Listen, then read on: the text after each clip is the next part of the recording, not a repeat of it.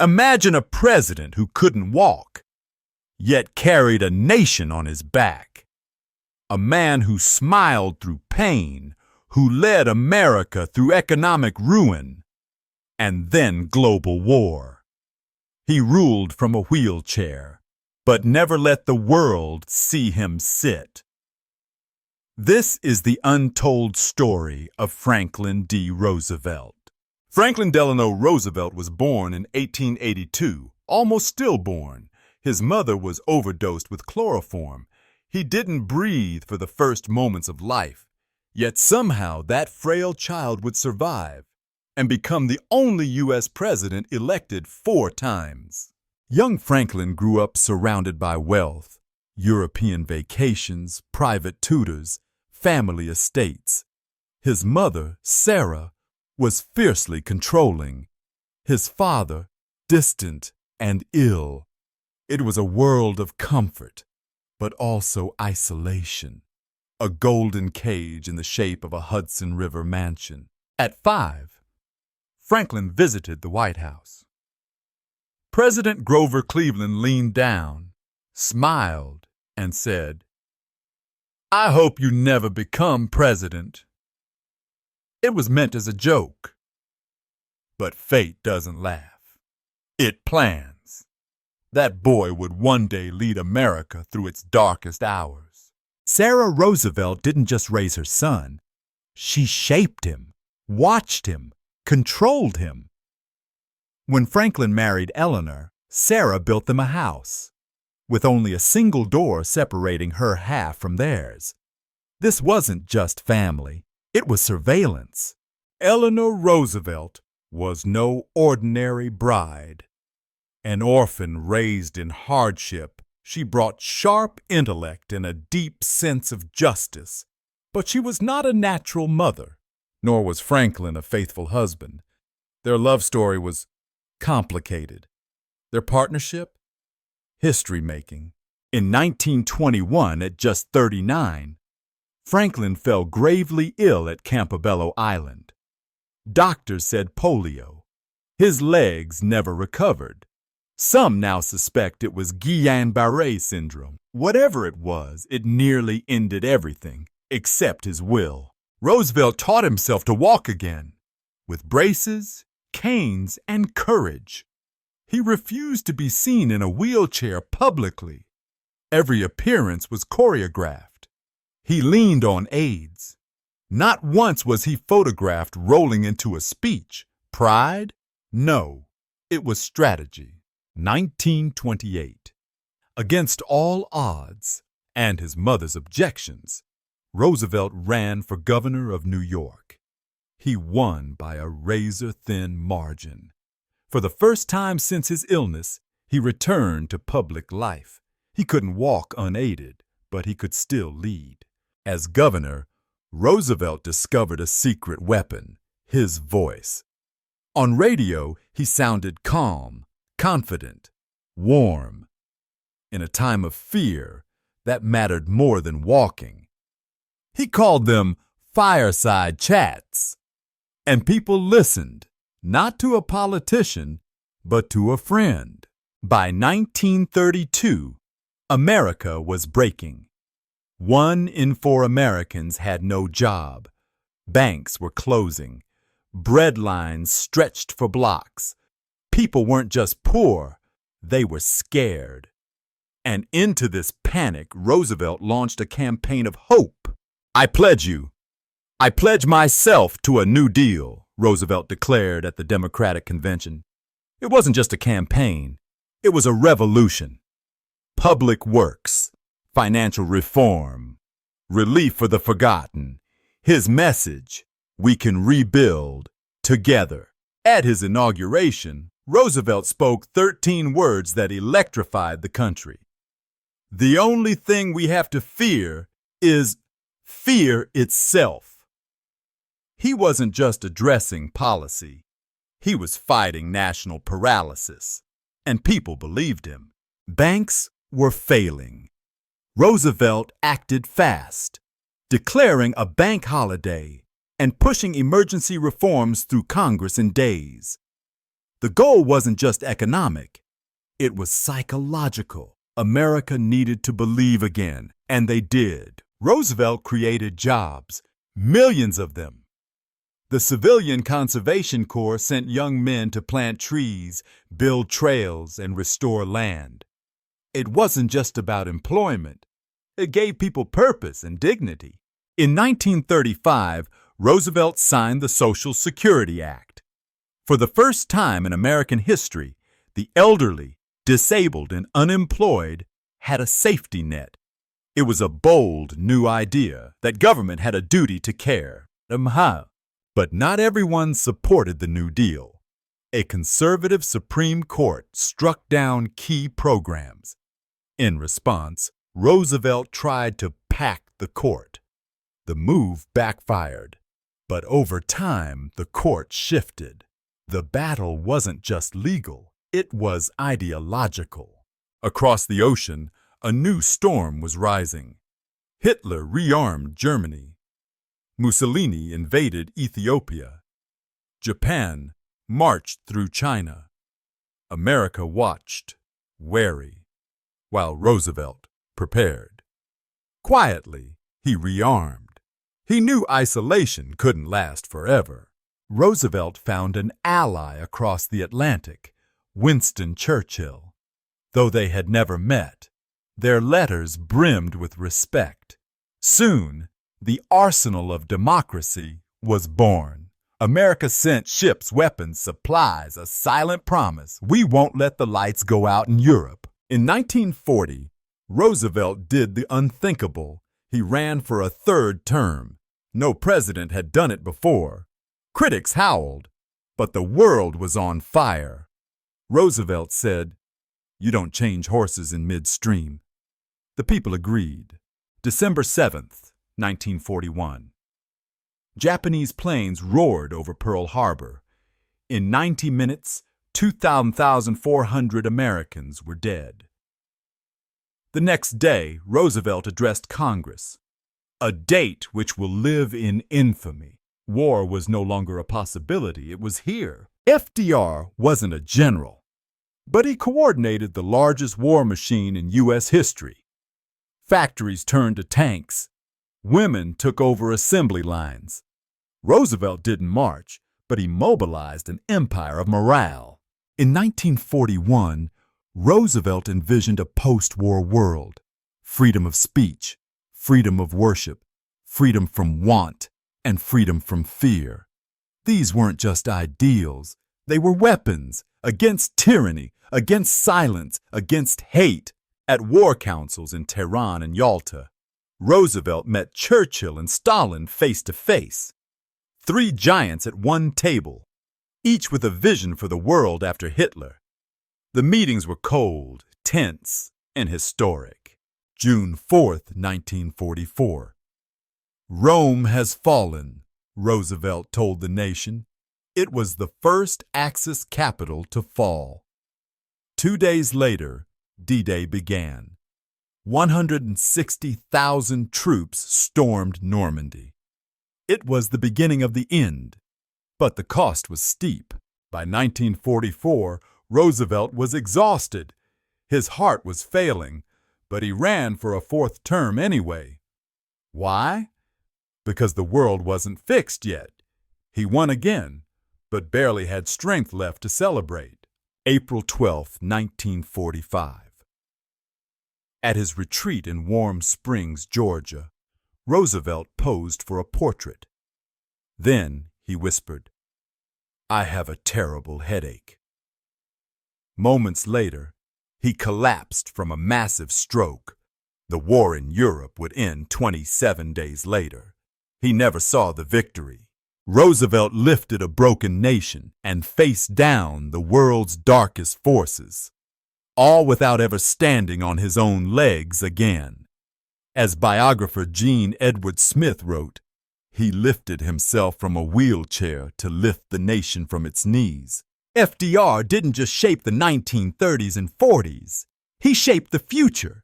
Social security, infrastructure, the idea that government could and should help its people, these weren't temporary fixes. They redefined what America expected from leadership.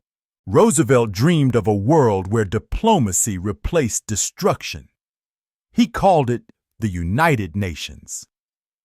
Though he didn't live to see it launched, his vision laid the blueprint: peace through cooperation, not domination. Roosevelt taught us that courage isn't loud. It isn't bullets or speeches. Sometimes it's a man in braces, pulling himself upright in front of the nation, refusing pity, refusing defeat, choosing hope. He couldn't walk. He couldn't always breathe without pain. But he made a country believe again. Franklin Delano Roosevelt didn't just change history. He made history move again. One fireside chat, one step, one fearless idea at a time. During the Great Depression, FDR's voice came not from a stage, but from the living room radio. His fireside chats turned policy into comfort. Americans said they felt like he was sitting right next to me. Roosevelt understood something few leaders did. Politics is theater. Every smile, every pause, every radio word was rehearsed. He didn't just govern, he performed reassurance. FDR and Eleanor stopped being lovers long before the White House, but their marriage evolved into a partnership. She became his conscience, and sometimes his opposition. Roosevelt had flaws: vanity, deception, an affair that wounded Eleanor deeply. He was charming, but could be ruthless.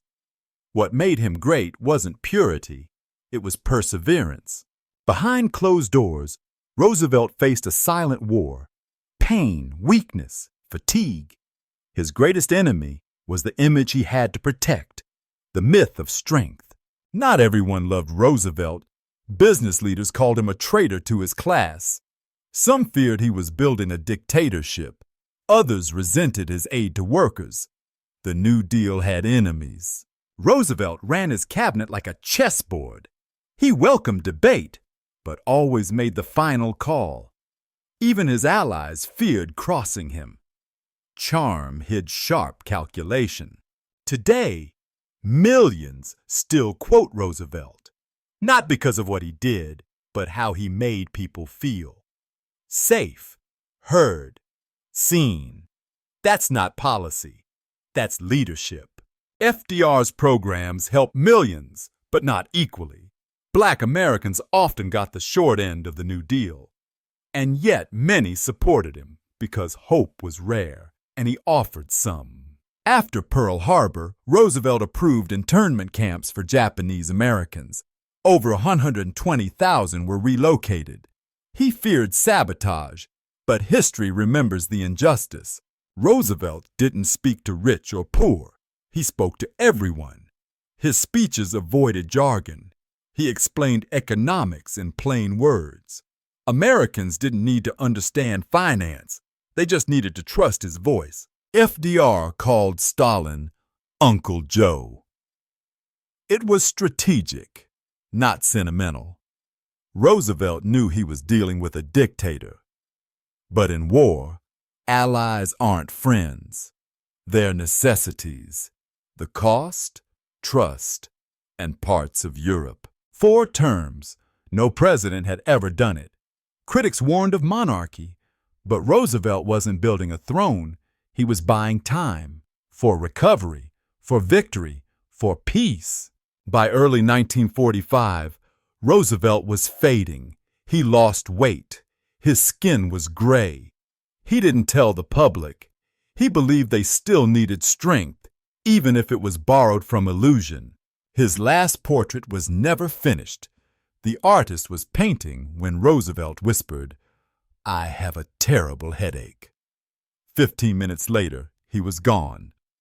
The brush never touched the canvas again. When news broke, Americans wept in the streets, not just out of grief, but because FDR had become part of their homes, their struggle, their identity. His death felt like losing a father.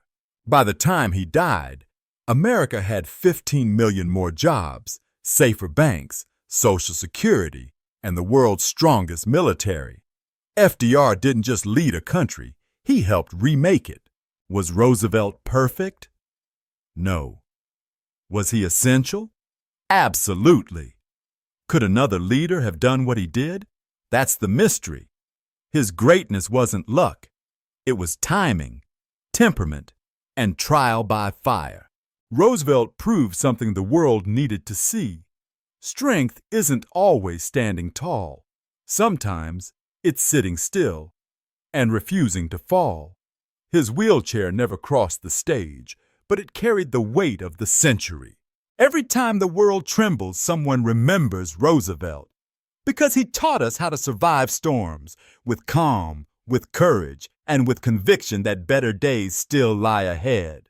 Roosevelt hated shaking hands, not out of arrogance, but because polio made it hard. Still, he did it. He trained himself to fake a firm grip. Every gesture was a mask of strength. Roosevelt never wanted the public to see him fall, so his Secret Service choreographed his every step, literally. When he walked on stage, 2 guards flanked him. Every stride rehearsed, every stumble hidden. While designed to help workers, parts of the New Deal ended up boosting big business. Railroads, arms manufacturers, and construction giants won major contracts. Not every reform helped the little guy. Eleanor Roosevelt didn't just support civil rights, she fought for them.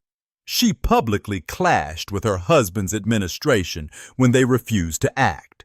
Behind the First Lady's smile was a rebel soul. In 1936, Roosevelt disappeared from public view for 3 days. Rumors swirled, illness, breakdown. In truth, he'd gone to Warm Springs exhausted. Even presidents need to vanish, to breathe. FDR didn't just regulate banks, he waged war on Wall Street greed. The Securities and Exchange Commission was his watchdog. For the first time, finance had a leash. During a 1933 fireside chat, Roosevelt explained banking simply. The next day, Americans stopped withdrawing their money. Confidence returned. A single radio address stopped a national collapse. FDR reintroduced the draft before Pearl Harbor. He knew war was coming, but couldn't say it. Preparing for peace by arming for war. It was a gamble in silence. When asked why he sent weapons to Britain, Roosevelt said, "We're not just shipping guns, we're shipping hope." He understood morale could cross oceans faster than bullets. Beneath the White House, FDR built a secret map room. From here, he tracked every battle, every fleet, every front. The world's most powerful mind, staring at red pens. Historians ask, had he lived, would FDR have sought a 5th term? Maybe not, but with a divided post-war world and a new enemy rising in the East, who knows? He was a national father figure, but struggled with his own children. Several of FDR's kids had messy public lives. Fame casts long shadows, even at home. Roosevelt's funeral brought cities to a standstill. Churches rang bells. Men who never cried wept in the street. In war, grief has no time to heal. But that day, it paused. Decades later, Roosevelt's voice still echoes in crisis. After 9/11, during recessions, his courage wasn't just for his time, it became a model for every time. The FDR Memorial in Washington was built with stone, water, and quiet quotes. There's no towering statue, just space to reflect. He never asked for worship, only remembrance. FDR didn't end suffering, he outlasted it. Sometimes leadership means holding the line long enough for the storm to pass. That's what he did. For 12 unrelenting years. Few remember Roosevelt's humor, but he loved jokes. He laughed easily, even when his legs didn't move. Laughter, he once said, was the only cure for gravity. Every president after him stood in his shadow. Some tried to imitate, others rebelled, but none ignored. His echo lives in budgets, speeches, alliances, even silence. Roosevelt's doctor knew his heart was failing but never told the public. FDR knew too. He accepted death, so long as America kept moving forward. His secret? He'd already made peace with it. Roosevelt's life proves this. Strength isn't absence of pain, it's movement despite it. His legs didn't work, but his will did. And with that, he moved a nation.